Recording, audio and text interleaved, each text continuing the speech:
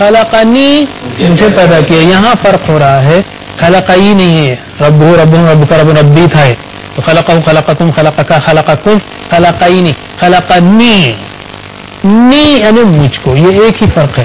خلقنا پیدا کیا اس نے ہم سب کو.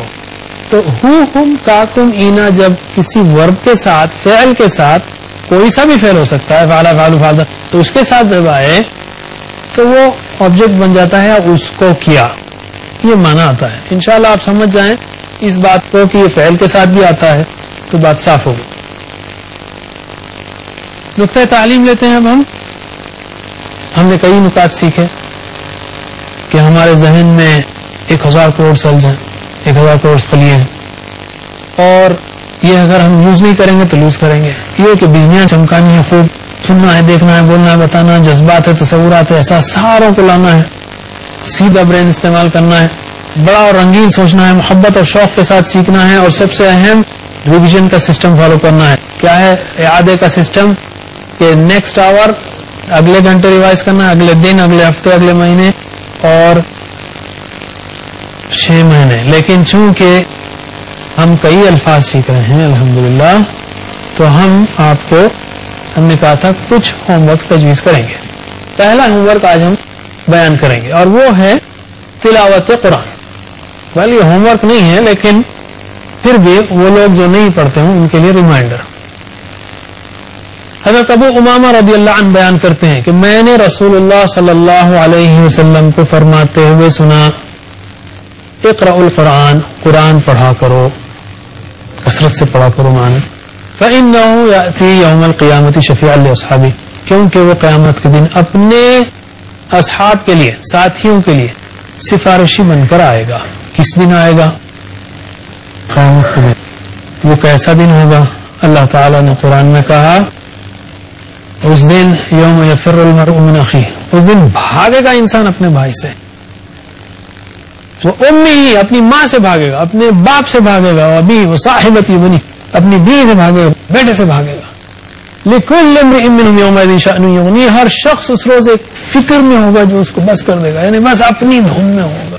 کسی کو دیکھنا بھی نہیں چاہے گا کہ اگر دیکھے گا تو پتہ نہیں وہ مجھے پکڑ لے اور کچھ میرے نیکیاں پوچھ لے, یا میرے اوپر کچھ جو ہے برائیوں کا بوجھ مجھ پر ڈال دے. یفر المرء من اخیہ وامہ وابیہ وصاحبتہ بنیہ.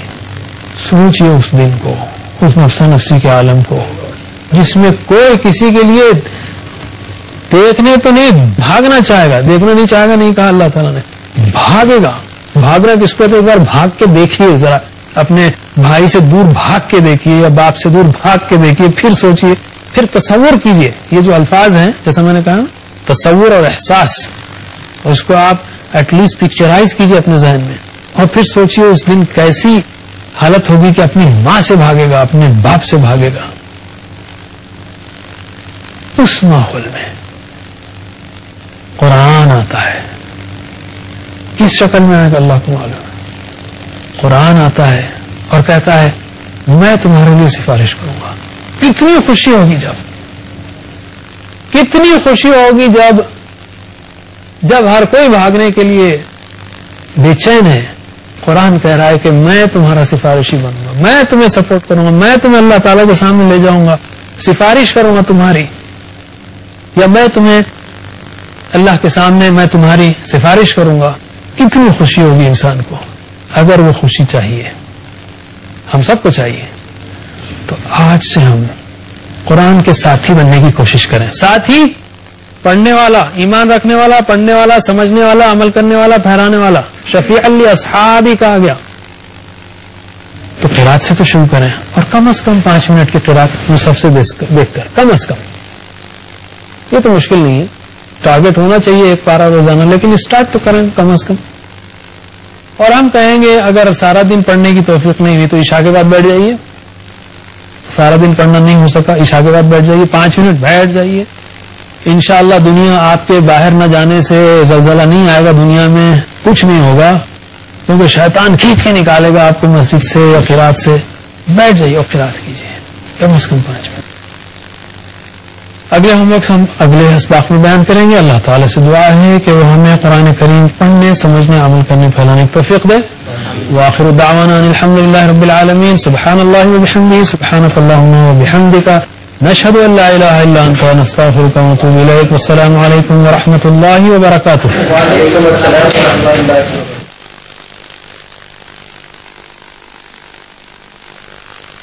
ورتل القرآن اصبح بصوتك اسمع